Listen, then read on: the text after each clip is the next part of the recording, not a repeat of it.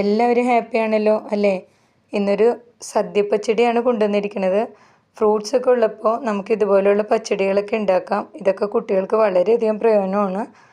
ഭക്ഷണത്തിൻ്റെ കൂടെയോ അല്ലെങ്കിൽ വെറുതെ ഒരു ബൗളിലിട്ട് കഴിക്കാൻ കൊടുക്കുകയോ ചെയ്താൽ നല്ലതായിരിക്കും. അതിന് വേണ്ട എല്ലാ ഡീറ്റെയിലും ഞാൻ ഡിസ്ക്രിപ്ഷനിലും പറയാം. എന്നാലും ഇപ്പം നമുക്കൊരു തേങ്ങ അരയ്ക്കുന്നത് റെഡിയാക്കാം.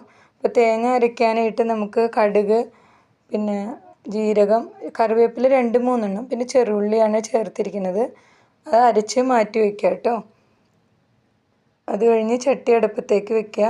അതിലേക്ക് കടുക് പൊട്ടിക്കുക, പിന്നെ വറ്റൽമുളക് ഇടുക, കറിവേപ്പില ഇടുക. ഞാനിവിടെ വറ്റൽമുളകിന് പകരം 2 കാന്താരി ഇട്ടിരിക്കുന്നത്. അത് ഉണ്ടായതുകൊണ്ട് എടുത്തതാണ്. നിങ്ങൾക്ക് സദ്യക്കൊന്നും അങ്ങനെ ഇടില്ല. പിന്നെ മുളക് പൊടി ചേർത്ത്, കാശ്മീരി മുളക് പൊടി ചേർത്തിരിക്കണേ, മഞ്ഞൾപ്പൊടി ഉണ്ട്. അളവുകൾ ഞാൻ പറഞ്ഞില്ലേ, ഡിസ്ക്രിപ്ഷനിലെല്ലാം എഴുതാം കേട്ടോ. ചട്ടി ചൂടോടുകൂടി ഇടരുത്, പൊടി കരിഞ്ഞു പോകും. ഓഫ് ചെയ്തിട്ട് മാത്രം ഇടുക. എന്നിട്ട് കഷ്ണങ്ങളെല്ലാം ചേർക്കുക. മത്തങ്ങ എടുത്തിട്ടുണ്ട്, ഏത്തപ്പഴം ഉണ്ട്, പൈനാപ്പിൾ ഉണ്ട്. എന്നിട്ട് ആവശ്യത്തിന് വെള്ളം ഒഴിക്കുക, ഉപ്പിടുക. ഉപ്പ് വളരെ കുറച്ചിടണം. ഇത് മധുരം ഉള്ള കറിയാണ്, മധുരമാണ് കൂടുതൽ നിൽക്കേണ്ടത്.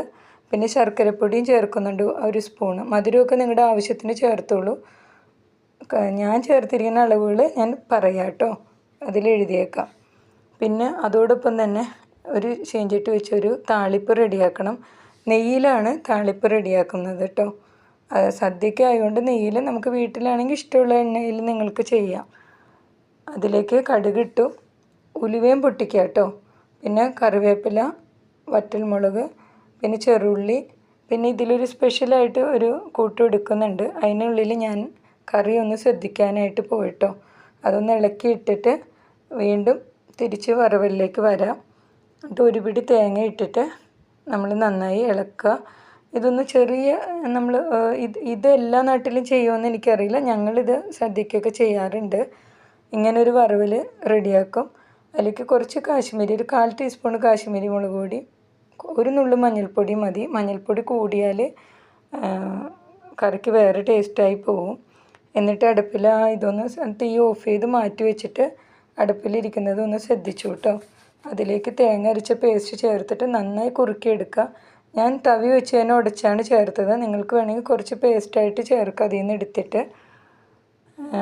എന്നിട്ട് അതിലേക്ക് നല്ല തെളിച്ച് കുറുകി വരുമ്പോൾ തീ ഓഫ് ചെയ്യണം. എന്നിട്ട് വേണം തൈര് ഉടച്ചെടുത്ത് ചേർക്കാൻ കേട്ടോ.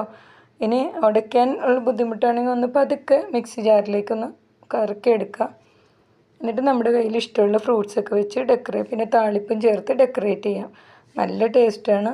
നെയ്യ് ചൂടോടുകൂടി ഇതിലൊഴിക്കരുത്, പിരിയാൻ ചാൻസ് ഉണ്ട്. നെയ്യ് വറവല്ലേ, തണുത്തതിന് ശേഷം മാത്രം ചേർക്കുക.